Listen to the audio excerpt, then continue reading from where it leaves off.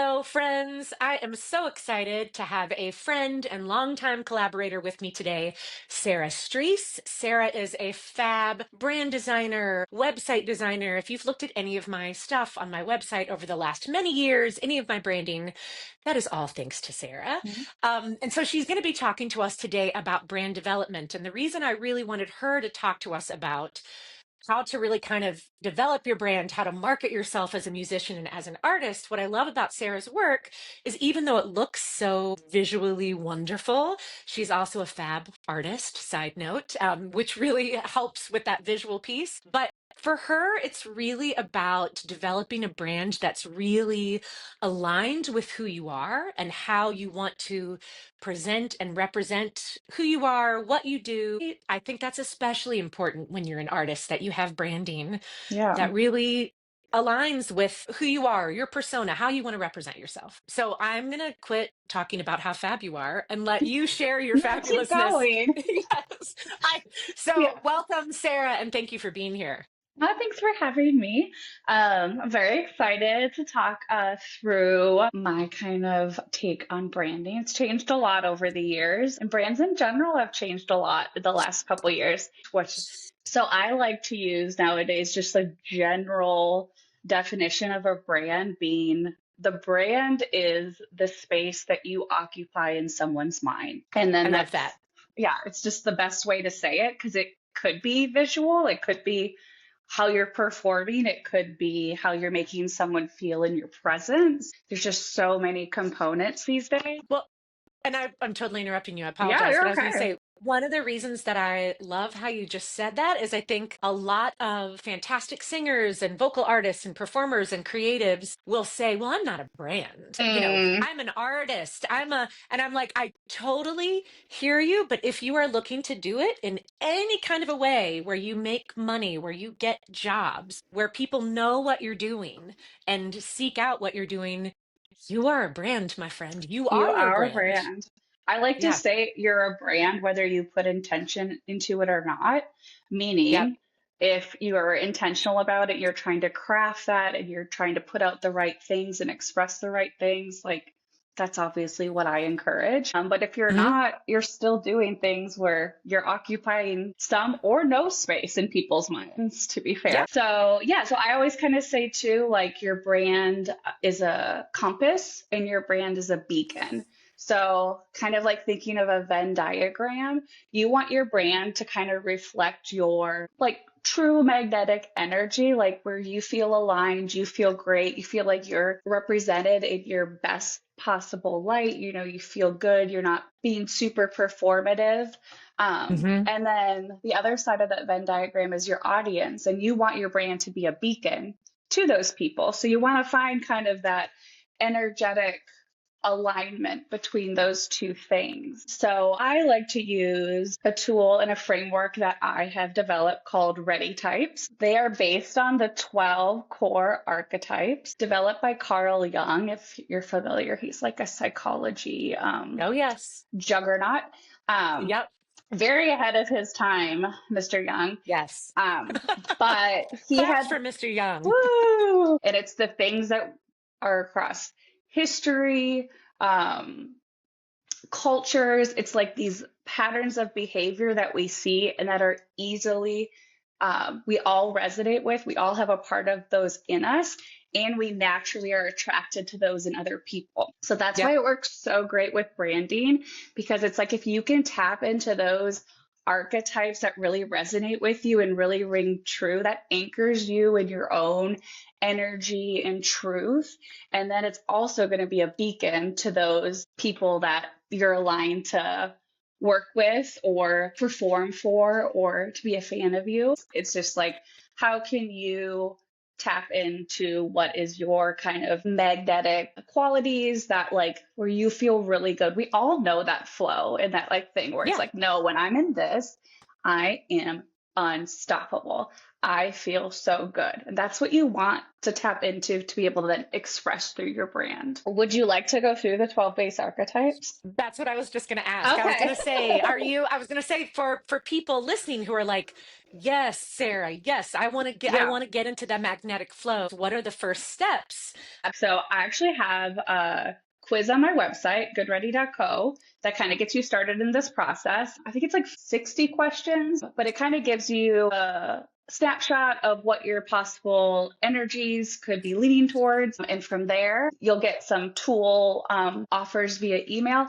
I actually just developed a GPT tool to help you with this process. It's very cool. Oh yeah. And then I obviously do this one-on-one with people all the time. But we base everything off of these 12 core archetypes. And what we do is we pick 2 to 3 of these archetypes kind of in different ratios to create your unique blend. So like, for example, my ready type is the identity alchemist. And that is based on the magician archetype, the lover archetype, and the caregiver archetype. So that's kind of how the blending works. And then you get all of this data and information about how that all contributes to your brand and even how you like work within your brand and all of that. Okay, but let's go through these 12 archetypes. Yeah. So first, we have the caregiver. I feel like this is kind of self-explanatory, but it's that warm, nurturing, supportive energy. Like I always like think of like a yoga studio or like a spa, like just that person who's like very like empathetic, very warm, nurturing, mother-like in a lot of ways. And then we have the creator.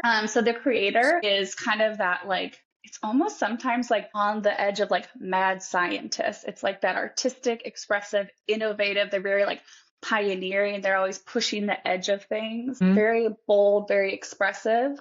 And then we have the everybody. Sometimes you'll hear it referred to as the everyman, but it's 2025, so we're going to call it the Thank you. everybody. Yes. And that is Yeah. just the kind of like humble, everyday, super approachable person. Gets along with everyone. They're very accessible, relatable. They're really good at just making sure everyone feels included and belong. And then we have the explorer, and there's that like kind of adventurous, free spirit, always on a quest, always on a mission, whether that is like literally exploring places or like even a lot of explorers are just like kind of like self-discovery explorers. They like to go deep. Their like authenticity is super important to them. And then we have the hero.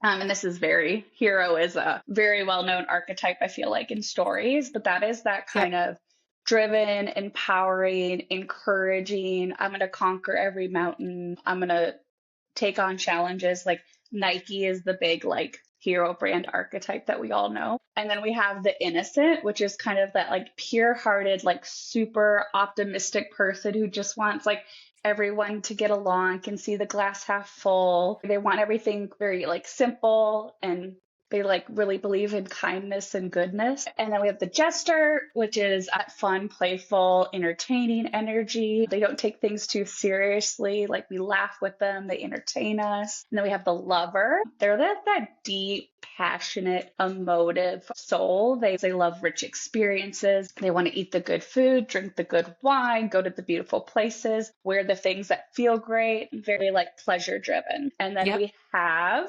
the magician, which is all about transformation. They like to take the unseen and make it seen. They like to help people make shifts. They see the potential in things. They have a little magical air about them. Like you don't know how they do what they do, but they do it. And then we have the rebel, which is kind of just that outlaw energy. They do not like authority. They challenge the status quo.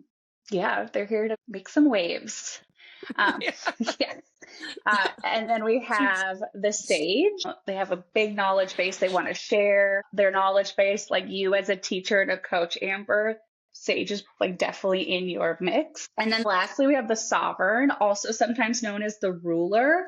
And that is very, it's like the leader of all leaders. It's oftentimes like luxury brands, like top tier quality. I do things very well, a refined sense of like sophistication a lot of times. And they're like really good at leading people.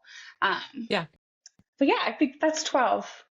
You know what I think when I hear all of those? So I'm going to guess I'm not alone, is that I think it's why doing the work is so important, or just taking the time, whether you work like with a professional like you, whether you take your quiz and you roll from there, that's where you are right now, whether you Right. just take the time to like listen to this, journal it out, Yes. and think about things that just to me, I hear all those and I'm like, oh, I have a little bit of that.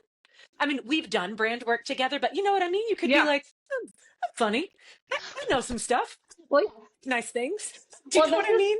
So I think it's easy to be like, am I all 12?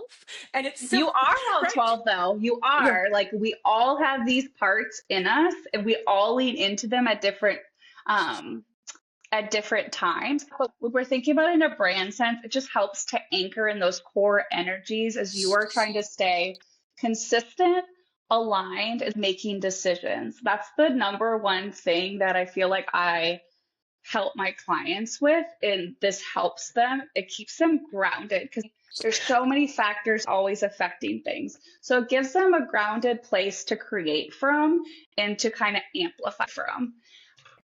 That this has been so great, Sarah. I know I'm like, Totally. I love it. we could talk forever. So like I said earlier, I've worked with Sarah for years. We've done all kinds of brand work and web design and and I haven't done the 60 questions yet, and girl, as soon as I'm done with my day today, I'm on there like boop, boop, boop, boop, Do, boop, do, do, just to do. see just to see No. if anything's changed. So I will put that. I love you have that resource in the notes for Mm-hmm. everybody. I will also, obviously, that'll take them to your website too, so that they can connect with you if they want to do a little bit of deeper work with somebody who this is their Yep. specialty. They can do that. And like I said, if you're at a place where you just want to take the time to start really carving out time to think about it and jotting things down, working within that framework, Yes. I think I'm it's a so huge helpful. advocate of journaling. And I think that you can Me get too. even taking the quiz and just journaling about that and like how that feels, each archetype in your results, like Yeah. that's a huge anchor right there. Yeah, agreed. Well, and I'm hoping we're going to finish this up. I know we're over, but I'm hoping that I've been talking to Sarah about coming in the Vocal Pro membership and doing a more in-depth brand development workshop for members. So be on the lookout for that. And thank you so Yes. much for your time today, Sarah. It's just Thank been, you. you're awesome. Oh, I feel the same.